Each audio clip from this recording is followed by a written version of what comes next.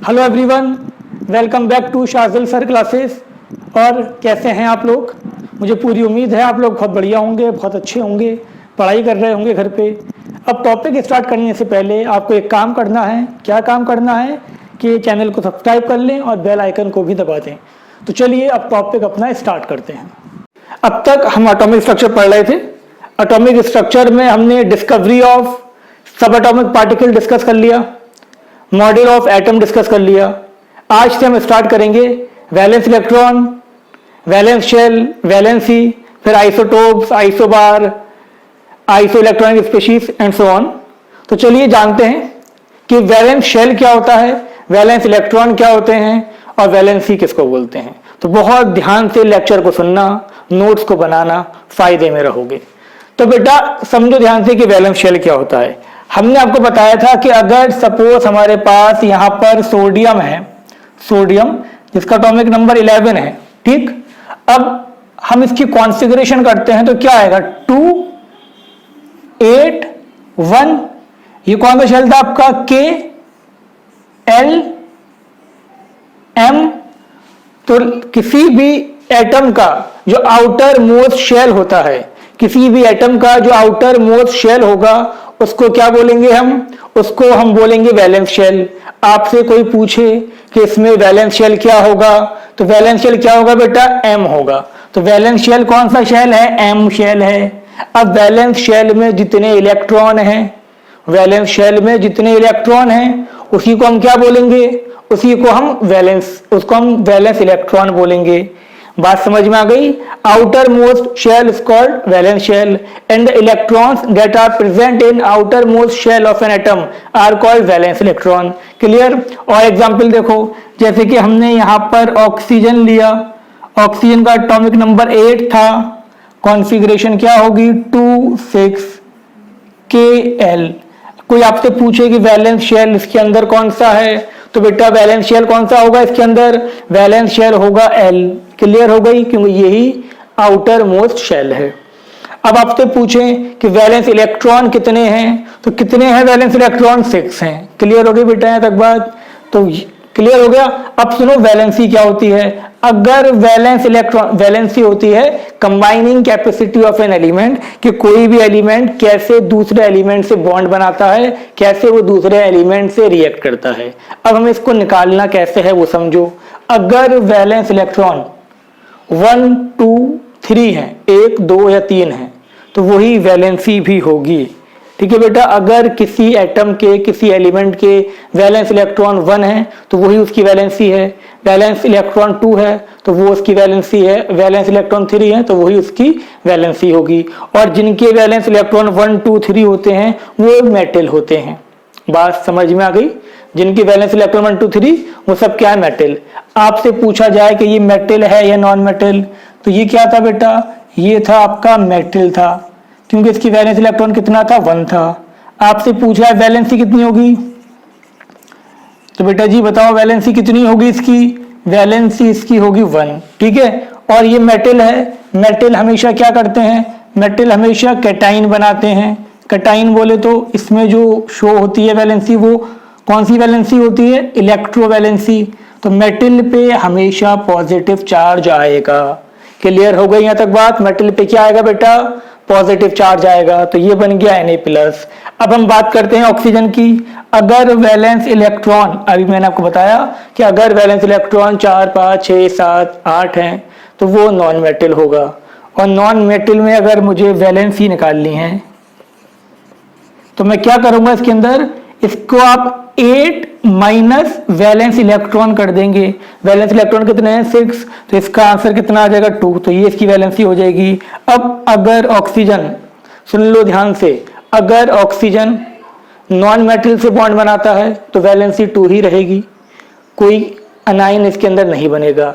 लेकिन अगर oxygen metal से बॉन्ड बनाता है तो ऑक्सीजन की वैलेंसी भी इलेक्ट्रोवैलेंसी होगी। ये बात याद रखो, मेटल के साथ जो बॉन्ड बनता है वो आयनिक बॉन्ड होता है, और आयनिक बॉन्ड में जो वैलेंसी होती है वो कौन सी वैलेंसी होती है, वो होती है आपकी इलेक्ट्रोवैलेंसी। तो यहाँ पर जो वैलेंसी होगी वो होगी -2, और ये क्या बनाएगा आपका, यहाँ पर ये एनाइन बनाएगा। इतनी बात क्लियर हो गई आपके, मुझे पूरी उम्मीद है हो गई होगी। अब इसके आगे देखो ज़रा ध्यान से। तो अभी मैंने आपको समझा तो दिया कि वैलेंसी क्या होती है, वैलेंस इलेक्ट्रॉन क्या होते हैं, और हम वैलेंस शेल किसको बोलते हैं। तो अब देख लो ध्यान से, क्या देखा हमने, outermost shell of an atom is called valence shell. ये आपका वैलेंस शेल हो गया, ठीक है बेटा। Outermost shell of an atom is called valence shell. ऐसी हम बात करें वैलेंस इलेक्ट्रॉन, तो यहाँ ये क्या होगा आपका, electrons that are present in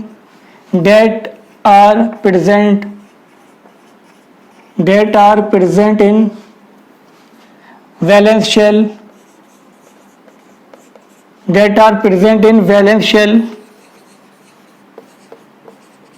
are called valence electron, ठीक है बेटा। वैलेंस शेल में जो इलेक्ट्रॉन प्रेजेंट होंगे वो क्या होंगे, उनको हम वैलेंस इलेक्ट्रॉन बोलेंगे। क्लियर है बात, एकदम बहुत अच्छी बात। अब हम ध्यान लिख लो, इसको लिख लिया, शाबाश। अब हम बात करते हैं कि वैलेंसी क्या होती है। जल्दी बताओ बेटा, क्या बताया था मैंने वैलेंसी के बारे में, समझो वैलेंसी क्या होती है। तो क्या बताया था वैलेंसी के बारे में बताया था हमने, combining capacity of an atom. Combining capacity of an atom is called valency. समझ में आ गई बात, बहुत अच्छी बात। अब उसके बाद क्या बताया था, उसके बाद ये बताया था इफ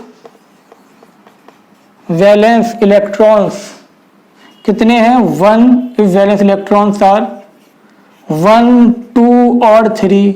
अगर वैलेंस इलेक्ट्रॉन 1, 2 और 3 हैं तो पहली बात तो ये कि ये मेटल होगा, ठीक है बेटा, मेटल हो गया ये। और इसकी आपको क्या निकालना है, यहां आपको निकालना है इसका वैलेंसी।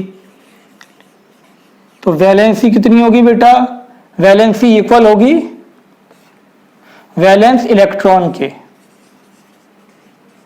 वैलेंस इलेक्ट्रॉन, ठीक है बेटा। वैलेंसी किस इक्वल होगी, वैलेंसी इक्वल होगी आपके वैलेंस इलेक्ट्रॉन के, एकदम क्लियर। अब सेकंड पॉइंट क्या था इसका, इफ वैलेंस इलेक्ट्रॉन्स आर कितने, 4, 5, 6, 7 और 8। अगर वैलेंस इलेक्ट्रॉन 4, 5, 6, 7, 8 हैं तो वैलेंसी कितनी होगी बेटा। तो पहली बात तो ये जर्नली नॉन मेटल होते हैं, जर्नली, ठीक है, नॉन मेटल, ये आपके हो गए नॉन मेटल। इन जनरल ये आपके नॉन मेटल होते हैं। और इसकी वैलेंसी कितनी होगी, इनकी वैलेंसी हो जाएगी आपकी 8 माइनस वैलेंस इलेक्ट्रॉन, ठीक है बेटा।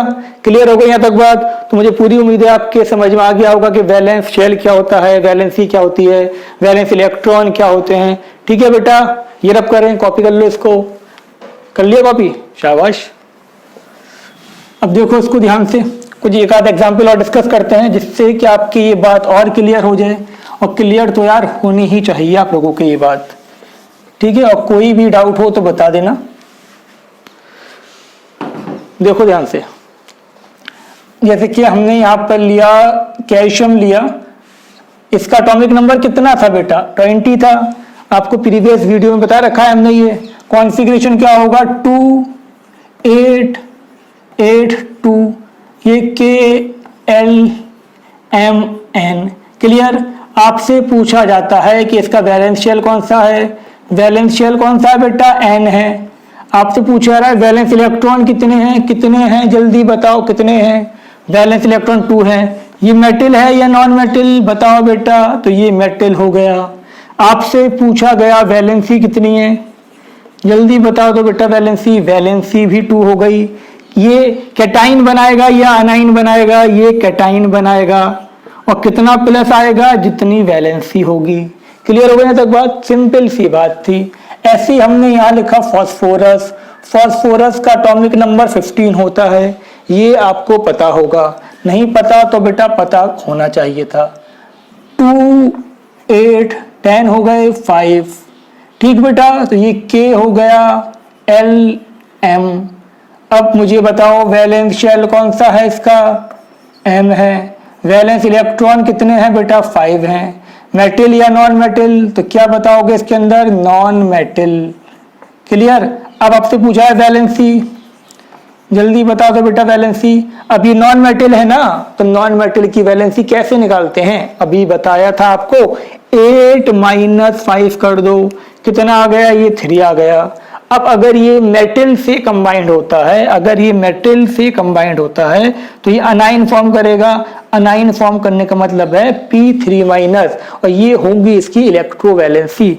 मुझे पूरी उम्मीद है आपको ये वैलेंस शेल, वैलेंस इलेक्ट्रॉन और वैलेंसी का चक्कर समझ में आ गया होगा। अब हम डिस्कस करते हैं इसके बाद, पहले ये नोट कर लो।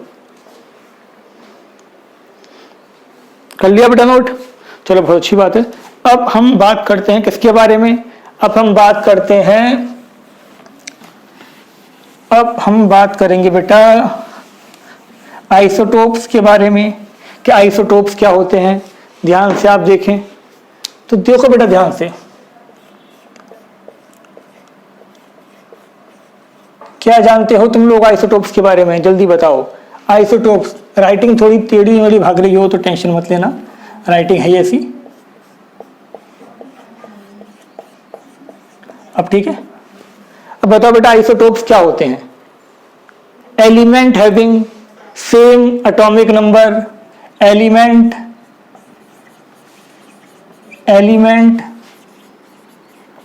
Having same atomic number but different mass number are called, क्या कॉल्ड, आर कॉल्ड आइसोटोप। समझ में आ गई बात। Element having same atomic number but different mass number are called isotopes. अब कोई तुमसे गलती से पूछ ले कि आइसोटोप्स की केमिकल प्रॉपर्टी सेम होती है या फिजिकल प्रॉपर्टी, तो जवाब क्या होगा तुम्हारा, जवाब तुम्हारा ये होना चाहिए, दे हैव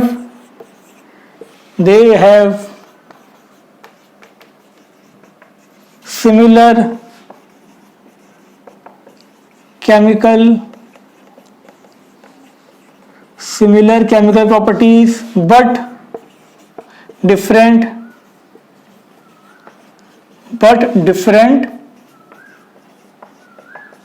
physical properties,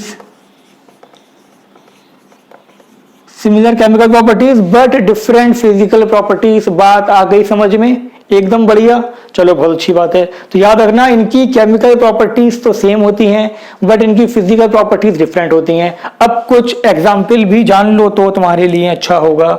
जो सबसे पहला एग्जाम्पल क्या था बेटा हमारे पास, पहला एग्जाम्पल हम बात करेंगे इसके अंदर, जैसे कि कार्बन के 3 आइसोटोप्स होते हैं, ये कार्बन 12, कार्बन 13, कार्बन 14, दिख रहे हैं सबको आंखों से, बहुत अच्छी बात है अगर दिख रहे हैं। अब एटॉमिक नंबर तो सेम है, लेकिन नेचर में कार्बन 3 तरह के एग्जिस्ट करते हैं।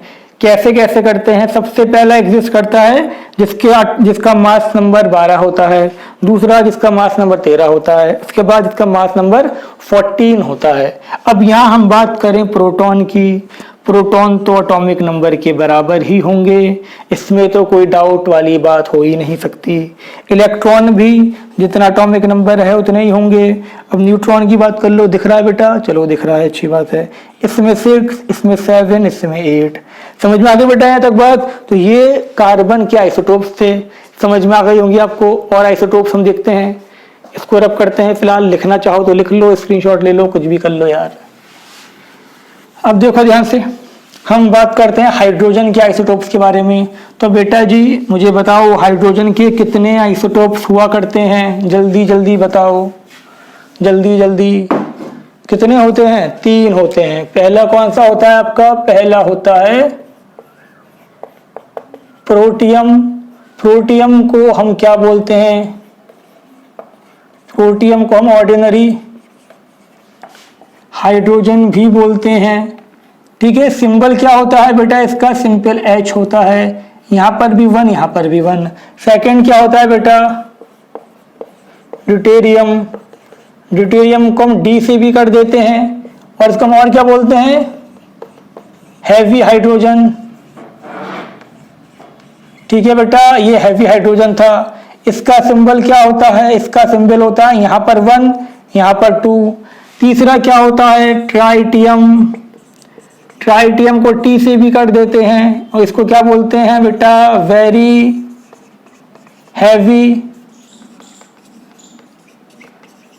Heavy hydrogen. इसका क्या होता है, ये आपका 1, ये 3 होता है। ठीक है, और ये रेडियो एक्टिव भी होता है। रेडियो एक्टिव आपसे कोई पूछ ले कि हाइड्रोजन का कौन सा आइसोटोप रेडियो एक्टिव है, तो कौन सा आइसोटोप रेडियो एक्टिव है, 1 मिनट रुकें जरा आप। हाँ तो बेटा हम कहाँ थे, हम हाइड्रोजन की बात कर रहे थे। ये protium ordinary hydrogen, deuterium heavy hydrogen, tritium very heavy hydrogen, और ये आपका रेडियो एक्टिव भी होता है। अब हम बात करते हैं यहाँ पर आपका प्रोटॉन, इसमें कितना होगा, 1 होगा, इसमें भी 1 होगा, इसमें भी 1 होगा।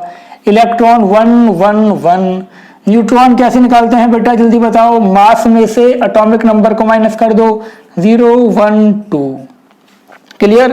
तो कोई आपसे पूछ ले क्या हाइड्रोजन के किस आइसोटोप्स में 2 न्यूट्रॉन हैं, तो किस में है, ट्राइटियम में, रेडियो एक्टिव में, और किस में 1 भी नहीं है, ऑर्डिनरी हाइड्रोजन यानी कि प्रोटियम। समझ में आ गई होगी बात, बहुत अच्छी बात है, शाबाश। अब हम बात करते हैं कुछ और इसके बारे में, ये लिख लें आप लोग, लिख लो बेटा, इतना समझ में आ गया आपके जो बताया गया। अब हम बात करते हैं इसके अंदर आपका कुछ रेडियो एक्टिव आइसोटोप्स और उसके यूजेस के बारे में। तो सबसे ये बोर्ड पे लिखा हुआ है, सबसे पहले हम बात करेंगे यूरेनियम 235। अब यहाँ पर ये 235 क्या है बेटा, बताओ मुझे, 235 क्या है। 235 इसके अंदर है आपका, इसका मास, तो यूरेनियम का मास 235 है। ठीक है बेटा, अब इसका यूज क्या है, तो बताओ ये इसका यूज क्या था, it use as a fuel, it use as a fuel in the reactor of nuclear power plant. ये न्यूक्लियर पावर प्लांट में उसके, ये न्यूक्लियर पावर प्लांट के रिएक्टर में एज अ फ्यूल का काम करता है टू जनरेट इलेक्ट्रिसिटी। ठीक है बेटा, समझ में आ गई बात। It use as a fuel in the reactor of nuclear power plant to generate electricity. Clear. अब हम बात करते हैं आर्सेनिक 74, लिख लो इसके बारे में, क्या था, it use to detect tumour, ये ट्यूमर को डिटेक्ट करने का काम करता है, it is use to detect tumour. ठीक है बेटा, समझ में आ गई यहां तक बात, ये ट्यूमर्स को डिटेक्ट करने का काम करता है। इसके बाद आपका आ गया सोडियम 24। सोडियम 24 का मतलब क्या हो गया बेटा, सोडियम 24 का मतलब हो गया जिसका मास 24 है, ये भी रेडियो एक्टिव है। इसका काम क्या है, it is use to detect blood clot. ठीक है बेटा, ये ब्लड क्लॉट को डिटेक्ट करने का काम करता है। समझ में आ गई होगी यहां तक बात, it is use to detect blood clot. इसके बाद आपका कोबाल्ट 60 बहुत फेमस है, नाम सुना होगा, बताओ बेटा ये क्यों यूज होता है। It is use to cure cancer, cancer के ट्रीटमेंट में इसका यूज होता है, it is use to cure cancer. फिर हम बात करते हैं आयोडीन 131।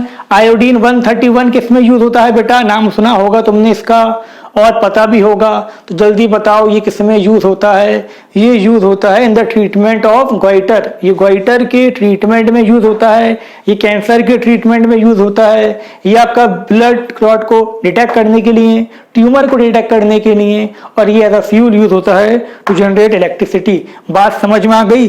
अब इसमें हम बात करते हैं कुछ आपके क्वेश्चंस की, न्यूमेरिकल्स की, कि इस पे न्यूमेरिकल्स कैसे बना करते हैं, तो वो समझो जरा ध्यान से और मुझे बताओ इसका कैसे करेंगे आप इसको सॉल्व। तो पहला क्वेश्चन आपका कुछ ऐसा है, देखो ध्यान से, पहला क्वेश्चन देखें आप। क्वेश्चन कुछ ये था आपका, आपके पास आइसोटोप्स हैं, जैसे कि आपके पास दो आइसोटोप्स हैं कॉपर के, एक है कॉपर, ये क्वेश्चन है आपका कॉपर 63, जिसका आपका परसेंटेज क्वेश्चन में गिवन है 69.17%, और इसका जो मास है आइसोटोपिक मास, इसका आइसोटोपिक मास आपको क्वेश्चन में ही गिवन है, वो है आपका कितना, ये है आपका 62.94। ठीक है बेटा, एक आइसोटोप तो ये है। फिर सेकंड आइसोटोप आपका है यहाँ पर, ये है आपका कॉपर 65, ये नेचर में मुझे मिलता है कितना 30.83%, और इसका जो आइसोटोपिक मास है, आइसोटोपिक इसका जो आइसोटोपिक मास है वो है आपका कितना, इसका आइसोटोपिक मास आपका है 64.93 AMU। ठीक है बेटा, ये इसका मास हो गया। अब कहा जा रहा है कि इसका एवरेज मास कितना होगा। ऑप्शन आपको गिवन है 62.94, बी है आपके पास 64.93, सी है आपके पास 63.93, डी है आपके पास 63.55। ठीक है बेटा, अब पूछा जा रहा है कि इसका मास कितना होगा। तो सुन लो ध्यान से, जब भी हमें आइसोटोप्स गिवन होंगे और हमसे उनका एवरेज मास पूछा जाएगा तो क्या करोगे, बस एक ही तरीका है, average mass is equal to, दो आइसोटोप्स हैं कॉपर के, दो आइसोटोप्स नेचर में एग्जिस्ट करते हैं, एक का मास 62.94 है और परसेंटेज कितनी है इसकी 69.1। तो क्या करोगे, मास इनटू इसकी परसेंटेज, जितना परसेंट ये मुझे नेचर में मिलता है, प्लस सेकंड का मास इनटू सेकंड की परसेंटेज कि जितना मुझे ये नेचर में मिलता है, डिवाइड कर दो इसको। टोटल परसेंटेज बेटा कितनी हो गई, टोटल परसेंटेज हो गई 100। सॉल्व कर दो इसको, दिख रहा है आपको यहाँ तक ये। सॉल्व करने के बाद इसका जो आंसर आपका आएगा वो आपका आएगा 6355। ठीक है बेटा, यहाँ तक बात समझ में आ गई आपके कि अगर आपको दो आइसोटोप्स गिवन हैं और आपसे दो आइसोटोप्स या तीन आइसोटोप्स गिवन हैं, एवरेज मास पूछा जाता है, तो हमें क्या करना है, हमें उस परसेंटेज को मास से मल्टीप्लाई कर देना है सबकी और डिवाइड कर देना है जितना वो टोटल है। टोटल कितना होगा 100%। कॉपी कर लो इसको। फिर सेकंड क्वेश्चन देखते हैं, इसके बाद लिख लिया बेटा, क्लियर। अब सेकंड क्वेश्चन आप देखें। सेकंड क्वेश्चन कुछ ऐसा है आपका, वो कहता है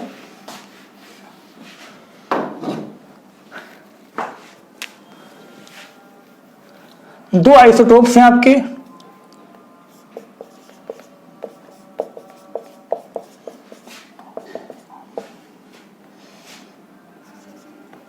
two isotopic form of X, that is X35 and X37 are found in 3:1 ratio in nature. Find out it's average mass.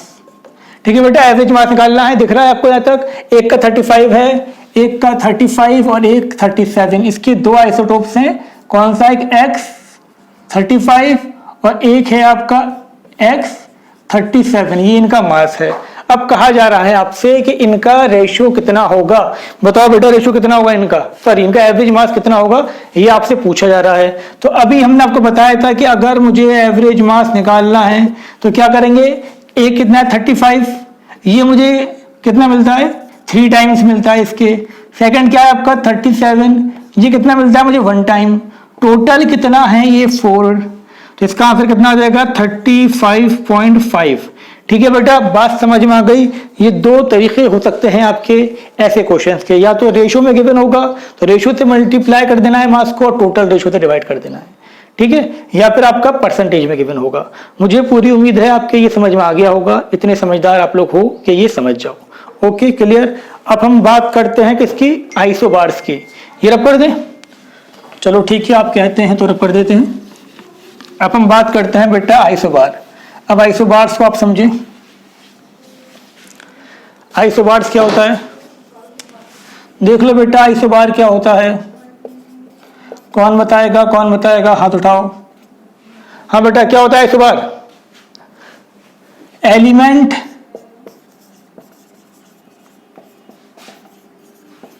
having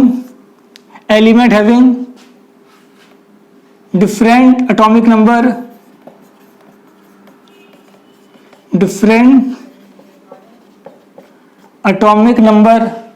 ठीक है बेटा, element having different atomic number but same mass number. ठीक है बेटा, element having different atomic number but same mass number are called isobars. जिनका atomic number तो अलग हो लेकिन उनका मास नंबर बिल्कुल सेम हो, तो उसको हम क्या बोलेंगे? उसको हम बोलेंगे आइसोबार्स। एग्जाम्पल अगर देखना चाहते हो तो देखते रहो इधर। हम बात करते हैं हमारे पास कौन कौन से हैं, जैसे कि सबसे पहली हमने बात करी यहाँ पर हमारे पास आर्गन है। आर्गन का एटॉमिक नंबर 18 है, मास इसका 40 भी होता है। ऐसी पोटेशियम है 19 है, मास इसका 40 होता है। ऐसी हमारे पास यहाँ पर क्या था, कैल्शियम है 20, ठीक है 20 सॉरी नॉट 20 40, ठीक है बेटा, एटॉमिक नंबर 20 इसका, मास नंबर 40। अब हम बात करें प्रोटॉन इलेक्ट्रॉन न्यूट्रॉन, तो इसमें प्रोटॉन कितने होंगे? जितना एटॉमिक नंबर होगा, इलेक्ट्रॉन भी जितना एटॉमिक नंबर होगा। प्रोटॉन 22, यहाँ 19, यहाँ पर 19, ये 21, ये 20, ठीक है बेटा। हमने इसके इलेक्ट्रॉन प्रोटॉन सब चेक कर लिए। इतनी बात आपके समझ में आ गई या नहीं आ गई? तो एक आध एग्जाम्पल चाहो तो और देख लो। जैसे कि हम बात करते हैं अगली एग्जाम्पल, सोडियम हमारे पास है, एटॉमिक नंबर 11 है लेकिन ये 24 मिलता है, अभी देखा था हमने। और मैग्नीशियम की हम बात करें, ये 12 है, ये भी 24 होता है। दोनों का मास नंबर सेम है, तो जिनका मास नंबर सेम होगा लेकिन एटॉमिक नंबर डिफरेंट होगा तो उनको हम क्या बोलेंगे? उनको हम बोलेंगे आइसोबार। समझ में आ गई बात या नहीं आ गई? तो बहुत अच्छी बात है। अब लिख लो, ये कॉपी कर लो, स्क्रीनशॉट ले लो, कुछ भी कर लो इसका। अब हम लोग बात करते हैं, बताओ किस चीज की बात करें अब हम बात करेंगे बेटा, अब हम बात करेंगे, नाम तो सुना ही होगा तुमने इसका, आइसोटोन्स का। आइसोटोन्स तो बेटा जी बताओ आइसोटोन्स क्या होते हैं? आइसोटोन्स किसको बोलते हैं, जल्दी बताओ। अब सुन लो ध्यान से, elements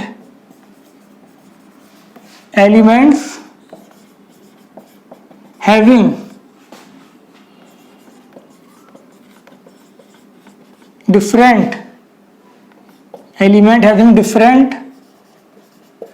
mass number and different atomic number, तो सेम क्या होगा? But same number of neutrons are called, क्या कॉल्ड? आर कॉल्ड, समझ गए? आइसोटोन्स।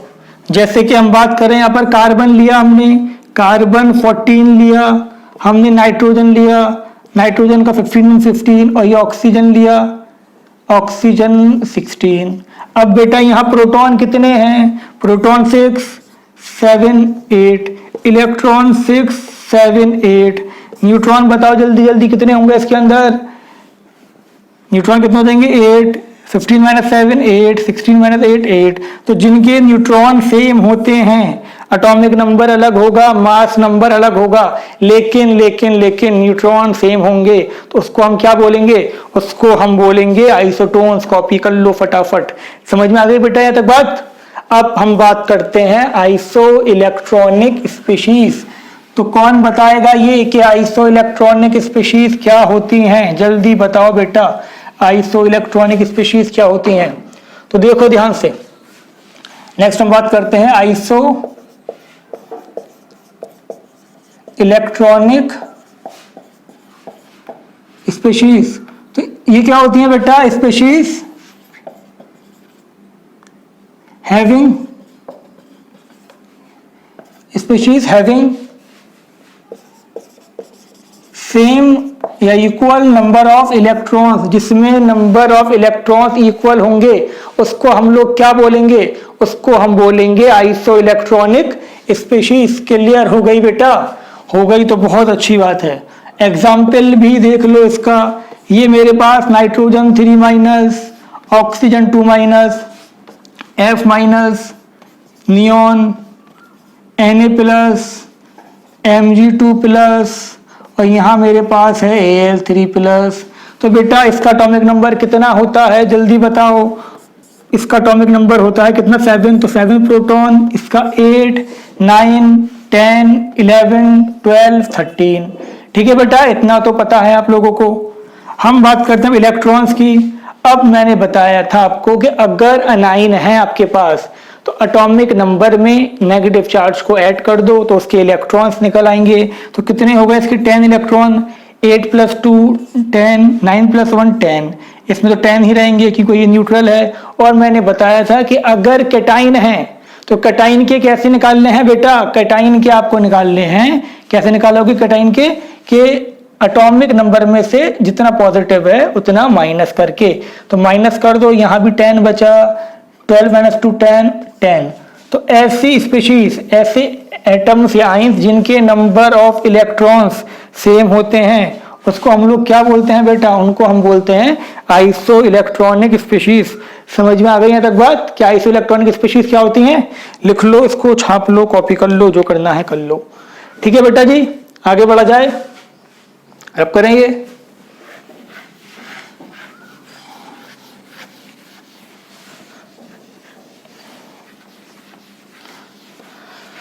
अब देखो ध्यान से। नेक्स्ट हमारे पास आते हैं इसके अंदर। नेक्स्ट है हमारे पास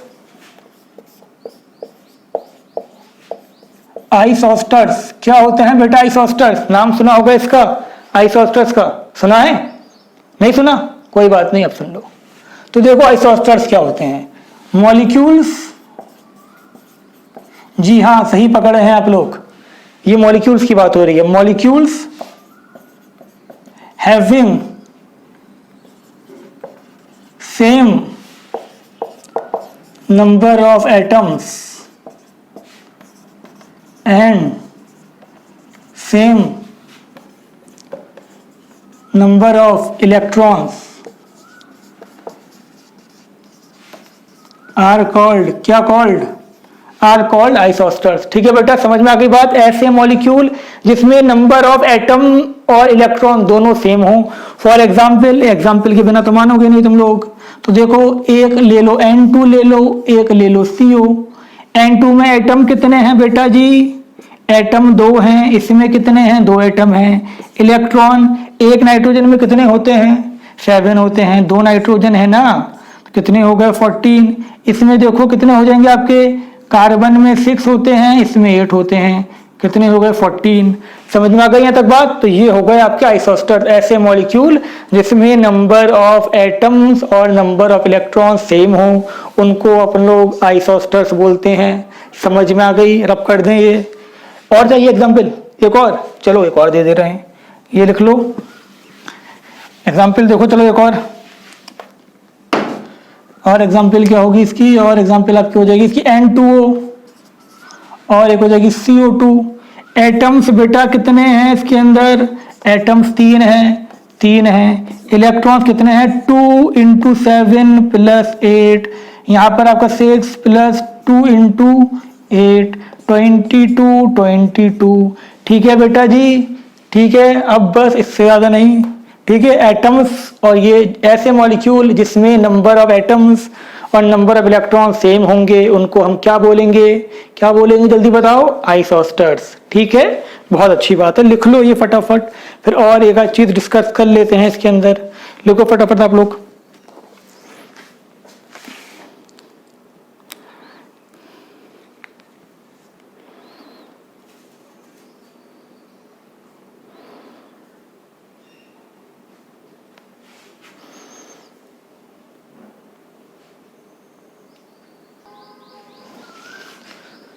तो बेटा जी आज का हमारा लास्ट टॉपिक आइसोडायफर्स नाम सुना है इसका, आइसोडायाफर्स का?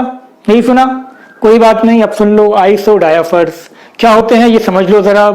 समझ लोगे तो फायदे में रहोगे। समझना क्या है, atoms having same difference between neutron and protons are called isodiaphers. ऐसे एटम, जी हाँ एटम की बात हो रही है यहाँ पर, ऐसे एटम जिसका न्यूट्रॉन माइनस प्रोटॉन का इनका डिफरेंस सेम आएगा, उसको क्या बोलेंगे हम? उसको हम बोलेंगे आइसोडायाफर्स। एग्जाम्पल चाहिए तो देखो, इसमें प्रोटॉन कितने हैं? प्रोटॉन Z से कर दिया हमने, कितने हैं? 92। यहाँ कितने हैं? 90। न्यूट्रॉन कितने हो जाएंगे बेटा? 235 माइनस 90, अगर मैं गलत नहीं हूं तो 143, ये 141। ठीक है बेटा। अब आपका न्यूट्रॉन माइनस प्रोटॉन कितना हो जाएगा यहाँ पर? बताओ कितना हो जाएगा बेटा? जल्दी जल्दी बताओ, जल्दी बताओ। इतने प्लस माइनस का आना चाहिए, बताएं आप कितना हो जाएगा, जल्दी करो। हो गया बेटा? कितना हो गया ये आपका हो गया 51। ये भी आपका कितना हो गया? 51। जी हाँ मैंने देख लिया, ठीक है 51 था ये। समझ में आ गई यहाँ तक बात? तो जिसका न्यूट्रॉन और प्रोटॉन का डिफरेंस सेम आएगा उसको क्या बोलेंगे हम? उसको हम बोलेंगे क्या बेटा? आइसोडायाफर्स। क्लियर हो गई यहाँ तक बात? एक आध एग्जाम्पल और देख लो चाहो तो तुम लोग। देखो ध्यान से क्या बताया, यहाँ पर हमने लिखा पोटेशियम, यहाँ पर लिखा फ्लोरीन 9, 19, ये लिखा आपका कितना था, इसका कितना था बेटा? 19, 39। प्रोटॉन कितने हैं? 19, 9। यहाँ पर आपके बेटा न्यूट्रॉन कितने हो जाएंगे? कितने हो जाएंगे? 20, यहाँ 10। अब n माइनस जी कितने हो जाएंगे? 20 माइनस 19, ये आपका हो जाएगा 10 माइनस 9, कितना आ गया? 1। तो जिसका ये वैल्यू सेम होगी उन्हें हम क्या बोलेंगे? उनको हम बोलेंगे आइसोडायाफर्स। इतनी बात आपके समझ में आ गई होगी। मुझे पूरी उम्मीद है कि आपको आज का लेक्चर समझ में आ गया होगा। कोई डाउट है तो पूछ सकते हो, और ऐसे ही लेक्चर को देखते रहो बस, और पढ़ते रहो अच्छे से। ठीक है बेटा, आज के लिए इतना ही। Bye bye.